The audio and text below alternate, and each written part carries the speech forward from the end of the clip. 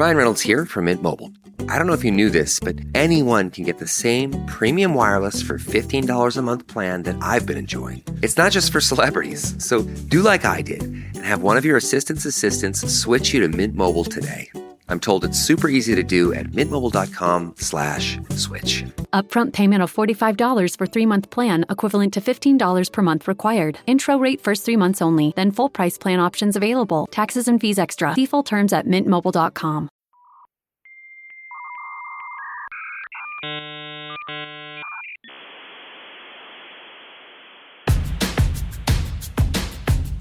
I'm as mad as hell, and I'm not gonna take this anymore! So today's show is going to piss you off, which I guess it's supposed to do. It's called Out of Patience.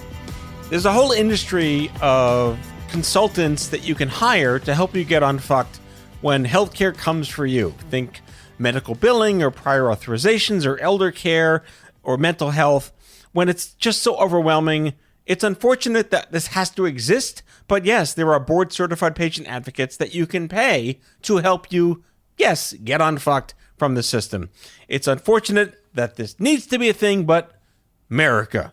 Joining me today is Deb Gordon, a healthcare consumer champion, co-founder of Umbra Health Advocacy, the co-director of the Alliance of Professional Health Advocates, and the author of, and you're going to love this, the Healthcare Consumers Manifesto.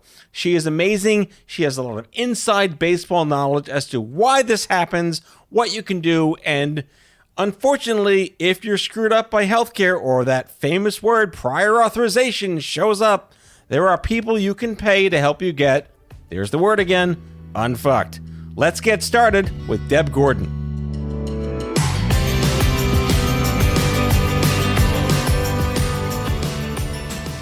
Test. Test. How's that? Yeah, sound good. Okay. You could, put your theater voice into it. Okay, I'll try. If I'm not speaking loud enough, you can. Wait, did you do theater at Brown? I didn't, not at Brown, in high school and like my whole childhood. Oh, yeah. Okay. So you are a theater kid. I am a theater kid. How did you know? Because I'm like it's a the walking hair? cliche. I don't know. Yes, you literally are. I'm like, I could see you in Pippin tomorrow. Oh my God. I went to theater camp. I wasn't in Pippin, but they did Pippin. Which theater camp? It was at Chapel Hill, Chauncey Hall. Oh, okay. Do you know that? It's a boarding school in Massachusetts, an art school. What were your hardest lessons learned? In theater camp? Yeah. That there are people better than you. You have to deal with it. I knew that going in, that there are few and far between. The parts for people who can't really sing that are worth doing are few and far between at theater camp. Okay. Because there was always a play and a musical. But there are some. So I was Frenchie in Grease. Uh-huh. She doesn't sing. She sings one line, which was a struggle, but I got it. But I had to work at it. And I was Yenta in Grease. She in Fiddler on the Roof. She also doesn't sing. I want to hear Yenta in Grease now. Yeah. It's been a while. So yeah, there are some good character parts, but few and far between if you don't sing, which I do not. Did you know I was a musical theater nerd in college? I got the piano references, so I didn't know that. But yeah, I music directed about 8 shows. Oh, really? In undergraduate. What was your favorite? My favorite was chess. Oh, I've never been in chess. It's like super nerd ultra because it's like Bjorn Ulvaeus from ABBA wrote music with Benny Andersson and it was the most anachronistic blending of 2 genres, and it just made no sense, but it's the most incredible musical you either never heard of or heard of and wish you were in. I've heard of it. I wish I was in it, but I never was. I also am a big fan of like the 70s girl power vignette shows like Roar the Grease Paint, Hey, My Name is Alice, Falsettos. Yeah. Yeah, I was never in any of those. The theater camp I went to was very, I would say more classic. Like I was in Grease and Fiddler on the Roof, but my high school drama, the director was, I think, trying to entertain himself. So he did, one year we did Mother Courage, which... I don't know that. No. Does anyone know that? No, Okay. You shouldn't. And high school students should not do it. We did, I loved cabaret. I mean, also can't sing, so was just a dancer, minor part. But that's a great show. My daughter's doing sing in high school, but she doesn't sing or dance, so she's doing like script and set. And she's very happy. You know what? It takes all kinds. Yes. I tried to get my kids into theater, and they were like, "We're not theater kids, Mom." So you can't force it. Oh, you can force them. I was forced. Oh, were you? But you loved it? You were good Yeah. at it. You were Yeah. forced because you were good at it. Well, they didn't know I'd be good at it. They said, you're doing this. Oh, why? But Were I also they- went to like summer Jew camp and they forced me to like play football and I couldn't, but I tried and I failed and it taught me a lot of things about ego. Yeah, you're Or going to lack of try. ego. I think theater is great because it pushes you outside of what you think you can do. Right. Like, do you, well, now I probably do look like I could be a Yenta, but I was 15 or whatever. Right. That's kind of a stretch. So, I think theater helps a lot because it gives you a sense of understanding what I think is missing in pretty much all communications, especially in healthcare, which is empathy. Because you're supposed to play to the crowd. It's not about you. It's like, I want to say these things. Does anyone really care what you have to say? It's about how do you make the audience feel something, right? Right. That's what this is. well, the other thing about acting that I don't think everyone understands is you actually have to really listen. You have to really force yourself to listen because although you know what you're going to say next, if you focus on that, it's not as good as if you're really listening to the other person and reacting in your character. And so I think another thing missing in communication generally, and especially in healthcare, is not only making, empathy for the crowd or making the crowd feel something, but also like really listening to understand what's going on. And I guess it's the same thing, but the idea of acting is not just performing. Acting is sort of taking in what you receive from somebody else and then responding back. I feel like we're going to be in a yes and ad-lib scenario for the next 35 minutes. We should. Yes, we should. Well, we've been taping this whole time and you didn't even know it. But Deb Gordon, thrilled to have you here. Thanks for having We've me. been ships in the night until we met in Vegas this summer at the Health Advocate Summit, which I think developed into something very interesting. What do you say? The summit? Yeah. Or us meeting? Well, us meeting was always something special, but like the summit itself, for the listeners, we'll put a link in the description. The Health Advocate Summit was founded by my friends Melissa Weiss and Elizabeth Johnson, and I was their first keynote in Corpus Christi when I had COVID, and I did it remotely. But at the very inception, the concept was great. Tell us about the concept. Yeah, the concept of bringing together patient advocates from across sectors, so within pharma and independent advocates, I think is really wonderful. There are so many, in my world, independent advocates are working solo. So, fighting the good fight one at a time, and it can be very lonely. And so to bring everyone together in one place, it's amazing. It's like power in numbers. And speaking of yes and, it's a very reinforcing kind of environment to be in because everyone there is dealing with some form of the same challenges. How do you help people who need help the most? How do you make a living doing so? How do you change the system along the way? All those are pretty damn hard. Which is the theme of the show is why do we need to exist in the first place? Yeah, again, I'm going to just confirm. You don't mean why do you and I need to exist? No, You I'm mean- glad we exist. Yeah. But the concept of like, God, we keep having to do this fucking Sisyphusian bullshit every day. Yeah, and actually, I think some of the critiques of patient advocacy is just that. Why do you need to exist? You shouldn't build a business around helping people fight a bullshit system. You should fix the system. And my argument back is, just a very pragmatic one. Like, that's nice. I agree. Yes, and. Oh, that's actually going to be the theme of this show. That's the name of the episode. Yes, and. So yes, we should not need help just to get healthcare. That should be easier, period. And we live in a real world where that's just not true. And I don't think it's going to get easier anytime soon, certainly not all by itself. And nobody changes. Entities in power, people in power don't give up their position willingly. Yeah. Healthcare companies, providers, insurance plans don't usually take a hard look at themselves and say, gosh, this isn't really working for everyone we're trying to serve. Let's fix it. But when they are But they're pressed, doing that while swimming in Scrooge McDuck's bankful too. So well, right, it's working for them. Yes. So why upset the apple cart? So yeah, I think there's nothing replaces the external push to make change. So if I can say I worked inside a health insurance company for a lot of years, and they're not bad people working inside those companies, but they're working in a system. They're in a groove, like you're alluding, they're making money, or they're trying to make money. They're individually making money.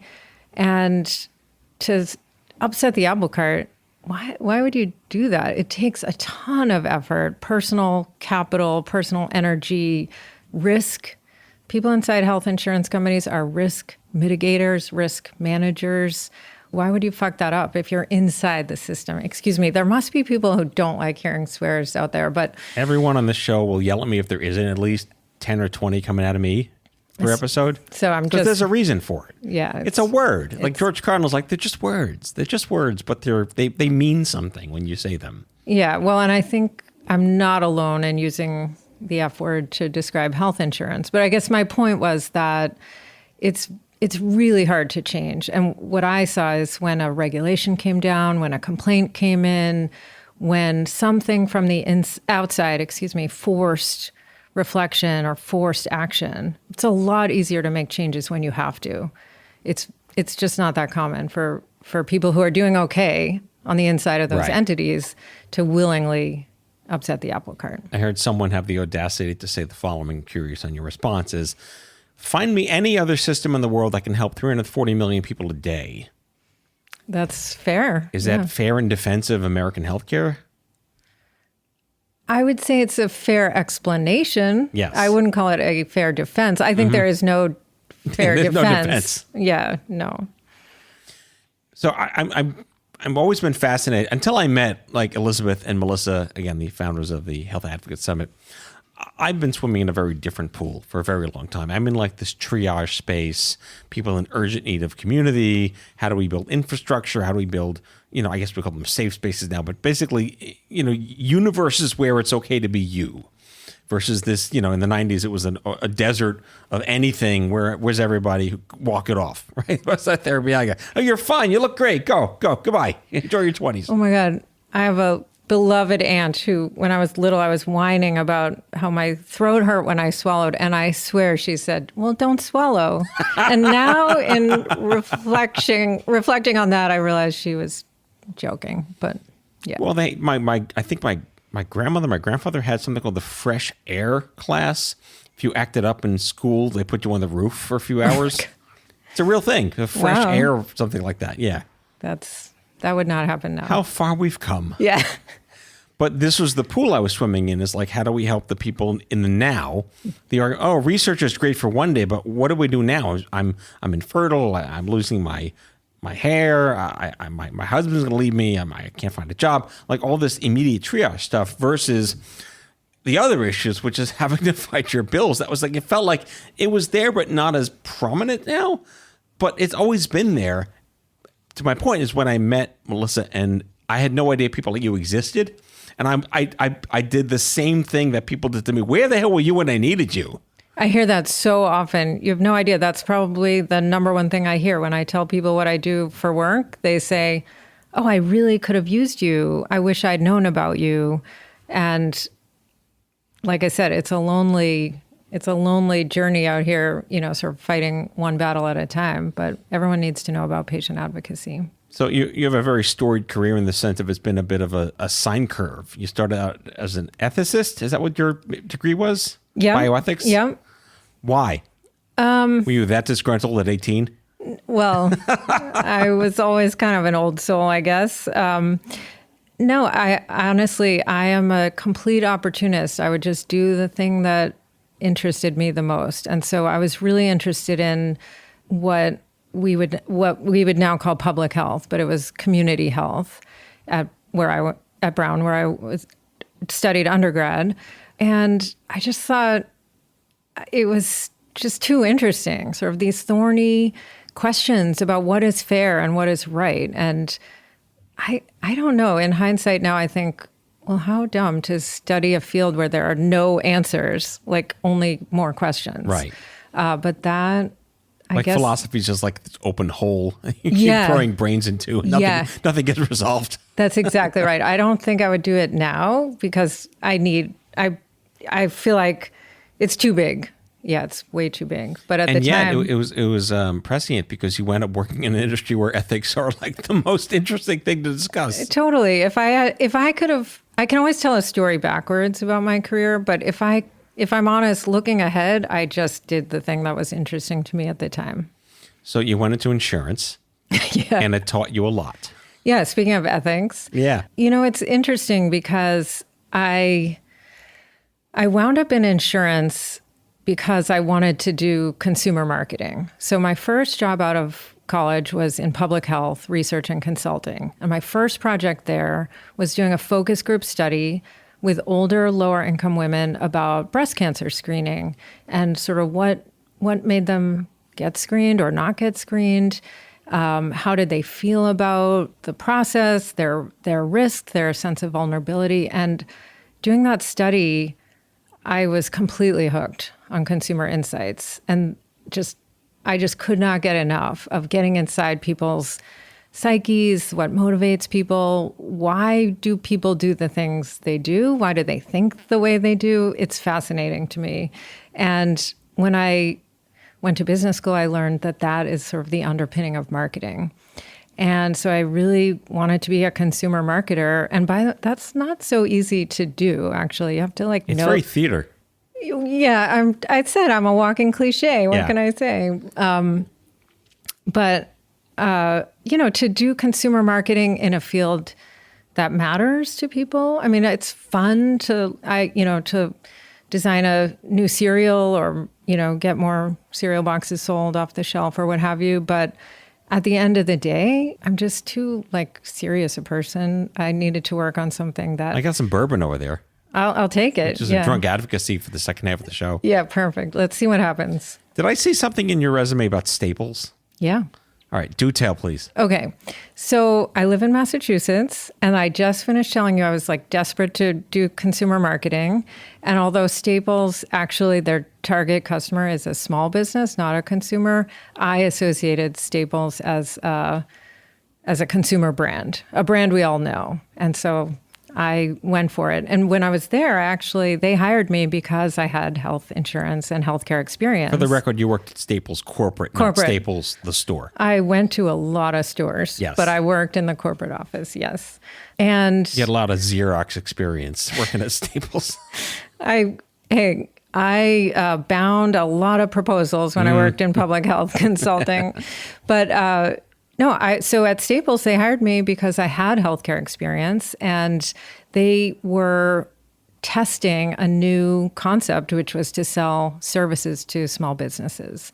So Tom Stenberg, the founder of Staples, had a passion for healthcare and for health insurance. And he thought, God damn it, I made paper clips and copy paper a thing. I can make business services and particularly health insurance better for small businesses too.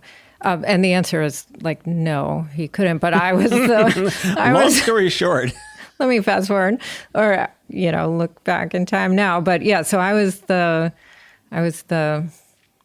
person who helped test and learn that lesson for Staples. So was that the biggest easy button of your career? See what I did there? Oh my gosh. So I'm so old that I was there before the easy button. I was actually there around, I think at the end of my time, the easy button was born. All right. If I ever want to one-up somebody on Gen X ownership, I was diagnosed with cancer over an answering machine. Oh, beat that.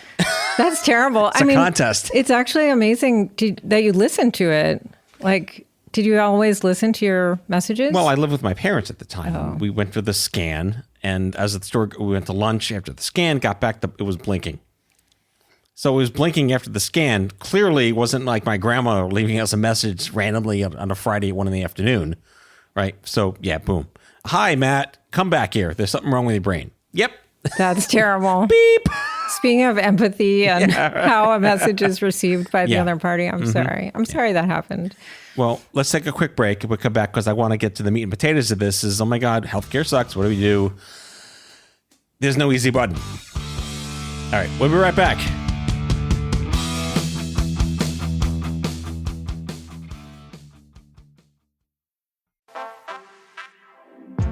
We see you getting after your fitness goals. But what about those money goals? You can count on Credit Karma. for a clear view of your finances and your progress, helping you see results so you can keep checking off those financial personal bests and find your way to money. Progress never felt so good. Download the Intuit Credit Karma app and start achieving your money goals today. Intuit Credit Karma. Karma you can count on. Craving your next action-packed adventure? Audible delivers thrills of every kind on your command, like Project Hail Mary by Andy Weir, where a lone astronaut must save humanity from extinction, narrated with stunning intensity by Ray Porter. From electrifying suspense and daring quest to spine-tingling horror and romance in far-off realms, unleash your adventurous side with gripping titles that'll keep you guessing. Discover exclusive Audible originals, hotly anticipated new releases, and must-listen bestsellers that hook you from the first minute. Because Audible knows there's no greater thrill than the one that speaks to you. Discover what lies beyond the edge of your seat. Start your free 30-day trial at audible.com/WonderyUS. That's audible.com/WonderyUS.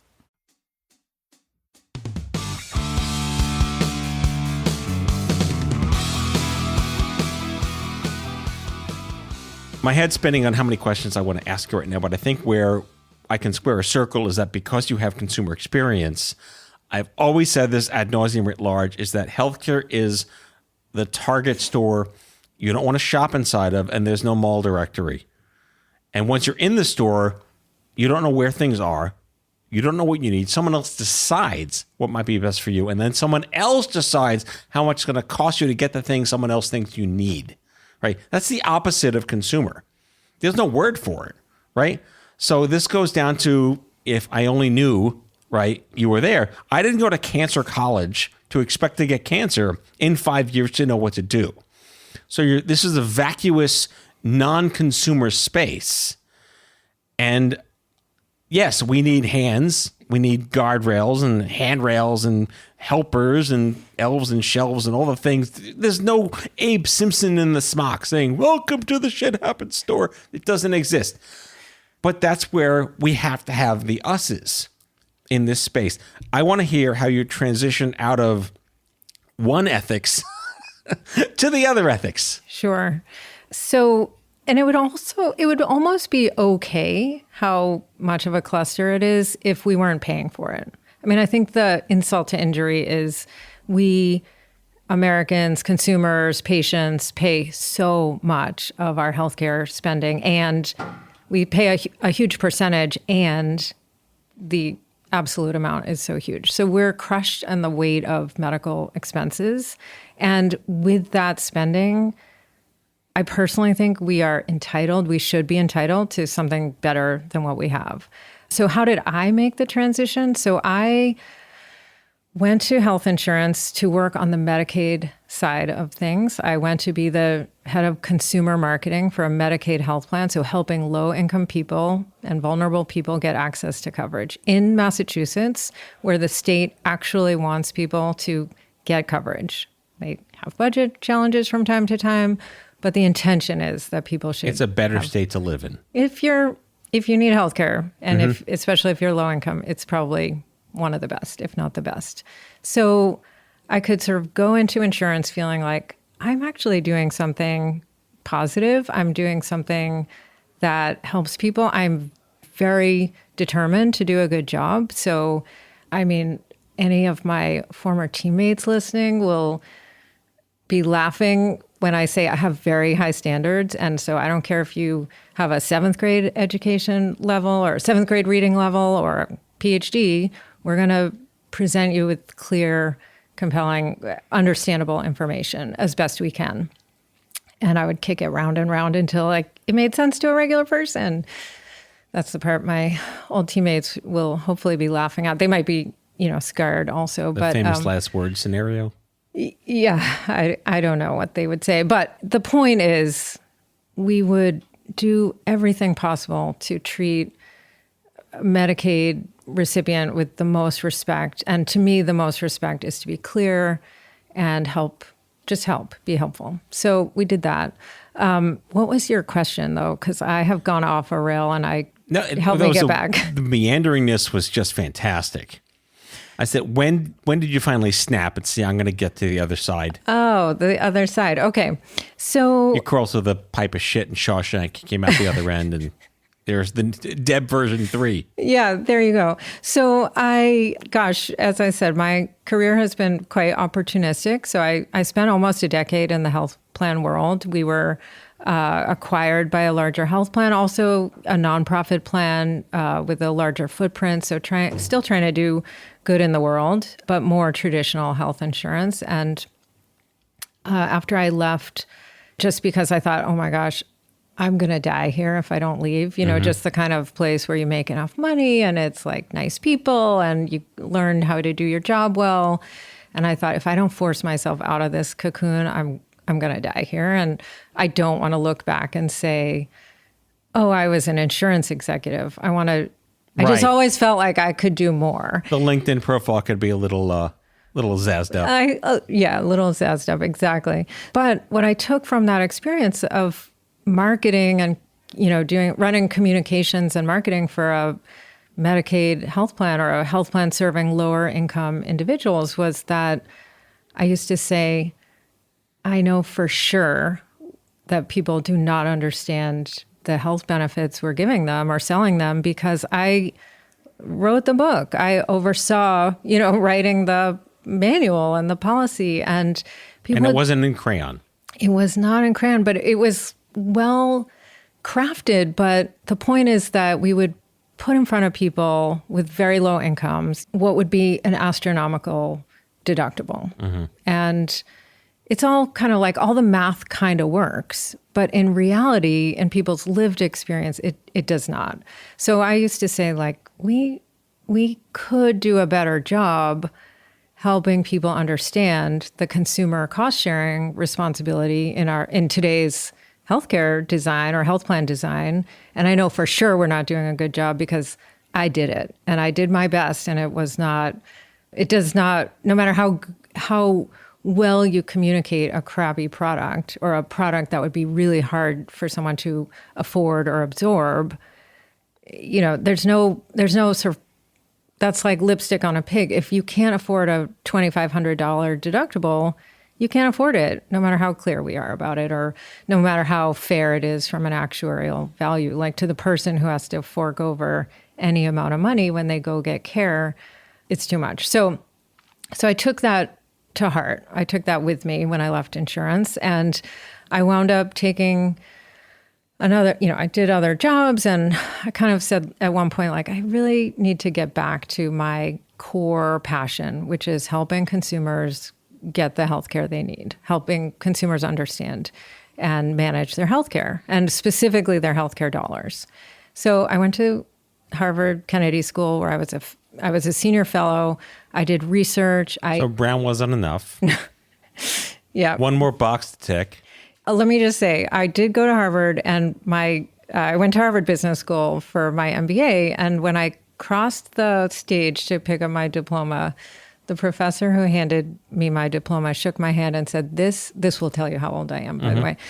This and 85 cents will get you a ride on the T. It was a long time ago. The T, for those who are not from Boston, is our subway system. It used to be 85 cents. Now it's like $2.40. I don't know, whatever it is. If you remember tokens, you need a colonoscopy. But Exactly. So the point is, like, Harvard, who cares? It's like, that's great. Good for you. Now, what are you going to go do with it? So anyway, I'm giving you the very longest answer I probably ever have given. But we've lost all the listeners anyway. I think my dad's the only one left hearing this. Hi, Dad. Hi, Dad. Maybe my dad is listening. Yeah. I don't know. Hi, Hello, Dads. Deb's dad. It's definitely my mom who's listening. Okay, fine. So I did research with consumers, and I wrote a book about it. And What's the book's title? It's called The Healthcare Consumer's Manifesto: How to Get the Most for Your Money. And it's really not a how-to. It's really what do people experience when they try to make these healthcare decisions in that scenario you described, where you're in the mall with no signs, or you're in the hot mess of a Target store. How do people actually make financial decisions? I spent a lot of time with economists there when I was doing that research, who said, well, consumers can't do that. And I was like, well, they are doing that. They are making financial decisions. They are not set up to do it. The system is not set up for them to do it. I just love that you keep saying consumers. I got shit for saying consumers years and years ago. Cancer patients are consumers. They may be consumers of shit they didn't want to be told how much it costs. Yeah. You never want to be that kind of consumer. But you're never not a consumer. You are still having to deal with navigating, getting through life as someone that has to deal with money and services. Well, I get shit all the time for saying consumers. I still do. Are you done getting shit for that? People just kind of gave up on me at this point. Okay. I'm a lost cause. Well, I very intentionally use that term, even though I know it tweaks a lot of people. My answer to that is that, just like you, like, we are consumers, we are making financial decisions, and in the rest of our lives, when we act as consumers, we're kind of entitled. Sometimes we're assholes, but, generally, like, we think we deserve to get what we're paying for, and that gives us a lot of power. And we abandon that when it comes to healthcare. In fact, my book, the interviews I did for my book, I would start everyone with a question. Tell me about a healthcare purchase you've made. And people I interviewed would be very confused. And they would be like, what's that? What's a healthcare purchase? And I at first was like, like when you spend your money, something you've spent your own money on with health, regarding your healthcare. And I stopped answering, could see the confusion, and I would jump in to sort of explain my question. And then I realized that's an answer in itself. They don't even associate the word purchase with healthcare. They don't this was a while ago. That's very telling though. So incredibly telling. So I learned how to, you might not believe it, but I learned how to shut up. I'd ask that question and then be quiet and just let them kind of stumble through it and use that process as part of the insight. And what I learned was people do not think of the stuff they pay for in healthcare as a purchase. They don't even really often think of it as their own money. And I think that is sort of like a missing ingredient. If we as consumers, if we as patients could understand and recognize the times when we're making decisions that affect our finances and our health at the same time, we might have a little more power. That, my whole concept was, how could we turn financial responsibility and financial vulnerability into purchasing power, and just sort of shift the concept or the construct from sort of a helpless stance to an empowered stance through money, through financial means. Yeah. I want to spend the rest of the conversation on acronyms. The Alliance of Professional Health Advocates, APFA. APFA. Okay, PH. You right? could say whatever you want, but we call it APFA. And Umbra Health Advocacy. Obviously, they're businesses. You could tell me about them. Hey, we now know why we have to exist, because shit's broken, right? How, to your point, how do you avoid ever being told again, where were you when I needed you? How are patients even aware that this is almost, I would say, a marketplace where they can buy help to get through shit?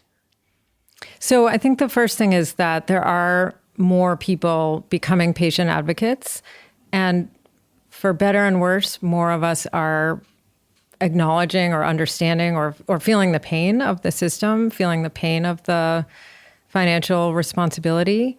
And sometimes when you feel pain, again, you make change when you have to. And so if you're feeling pain, if you're feeling like you're struggling, you're more apt to look around. And so, there are companies, mine and others, that are building awareness for the service, the concept that there are people out here who know what they're doing, who live in the, what did you call it? Oh no, that was the path from insurance out to advocacy, was the Shawshank Redemption. Yes, the way back in. I don't know. I don't want to know the way back in. But that there are people who live in this world day in, day out, fight the power, know the rules, know the language, know the people, know why things are the way they are, or at least how to get through them. And so, many of us out here are trying to raise awareness. You're doing your part for sure to raise awareness that help is here. And we've just got to keep beating that drum. I mean, again, if we're going to focus on consumer, I said marketplace on purpose. You are part of a marketplace, which means you are a product or a service consumers can buy, but they're not aware of the product they can buy. They shouldn't need the product, but it's there. And basically, is this glorified concierge, human dignity? I think there are a lot of similarities to concierge or the concept of concierge. I would like to think we're sort of that a marketplace for patient advocacy that we're operating is trying to democratize the concept of concierge. I really don't think you should only be able to navigate healthcare if you have the money to pay an external advisor, but that's sometimes what it takes. And so we're trying to make our services available to people who can afford that and need the help, and also to organizations who could pay for services on behalf of their either employees or their other, constituents of whatever sort. Right. Well, here's a loaded question. If there's data on this, I'd be really impressed. What percentage of patients who would love to take advantage of a concierge service, Sherpa to unfuck yourself, right, that don't know this is a market that exists? What percent who could use it, who don't know? I think I don't have data on that, but I would say most people don't know. I think most people don't know it exists.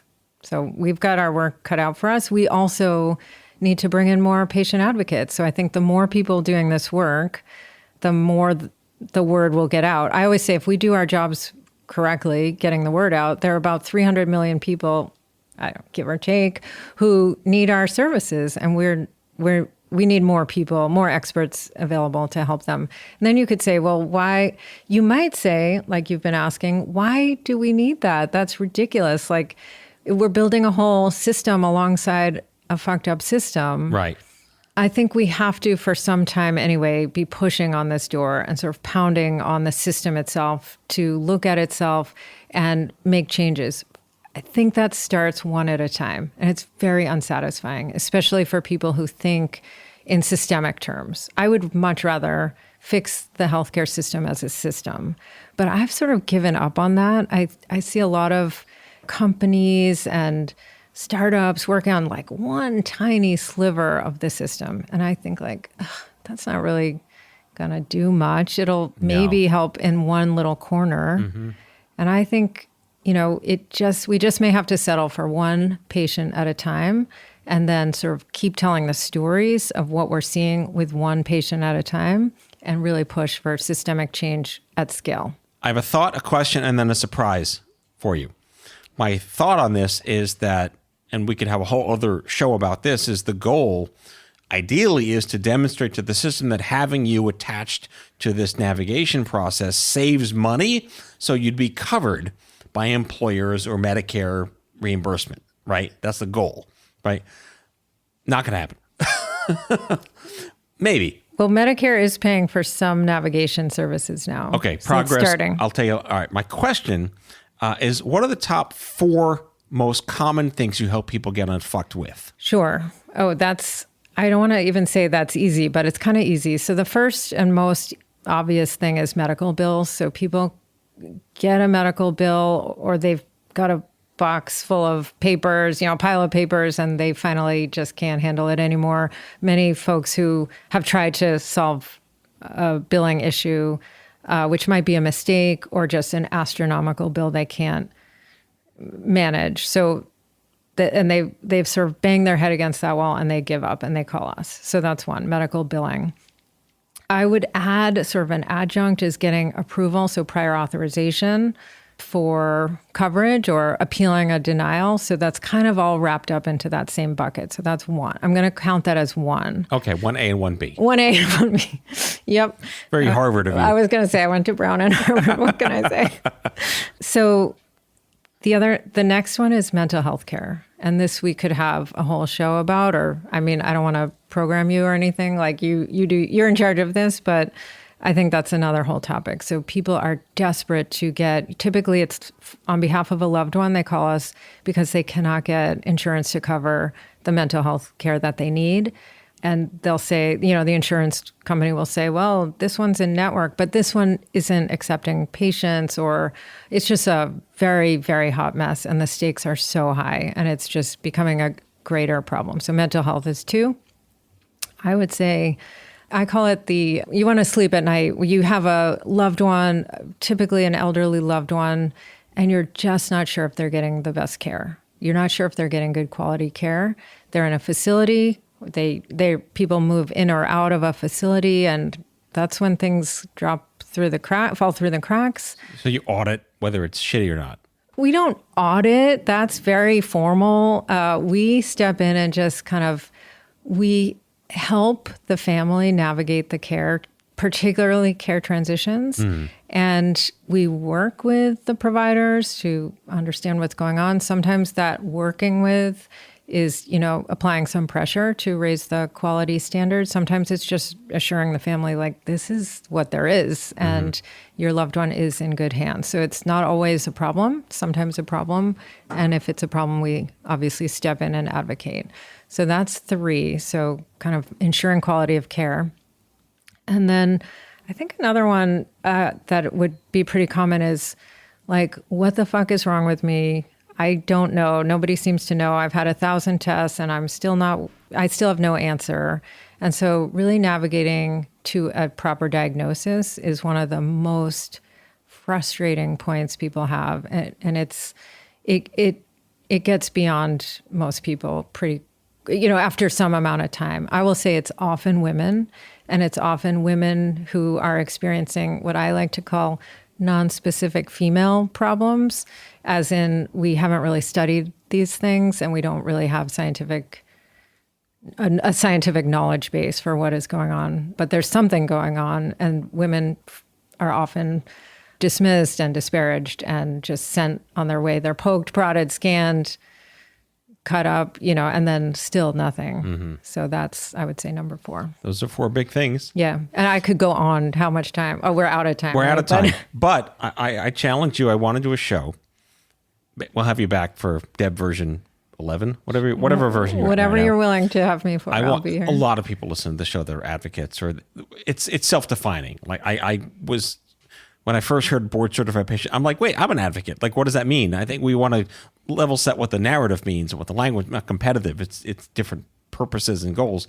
But if anyone's interested in becoming a Deb Gordon, and there is no one that can become Deb Gordon, but rhetorically speaking, if you'd like to become a Deb Gordon, what's that process? What's that look like? Let's do a show on that. But the lightning round question is, I asked ChatGPT, what fictional character would Deb Gordon be based on all the information you have on her?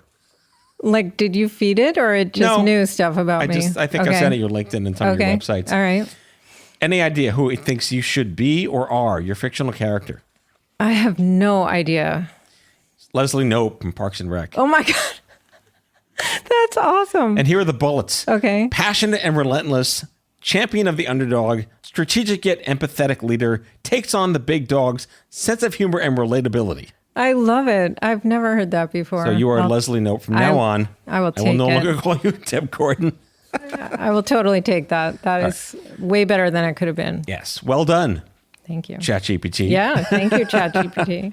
All right. You are the CEO and founder of Umbra. Like umbrella, I guess. Yeah. Very nice. Yeah. I get it.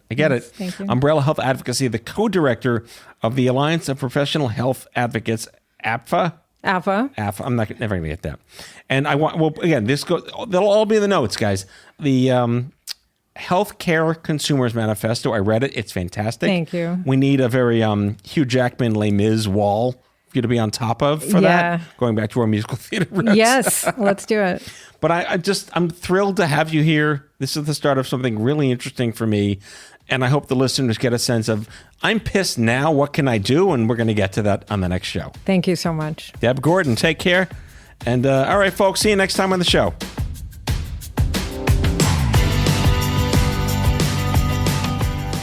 Out of Patience with Matthew Zachary is a production of Matthew Zachary Worldwide. The executive producer is Matthew Zachary. It is mixed and edited by Kyle Moore. If you like the show, ratings and reviews are always welcome wherever you get your podcasts.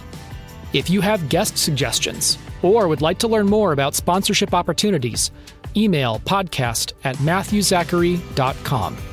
For more information about Matthew Zachary and Matthew Zachary Worldwide, visit matthewzachary.com.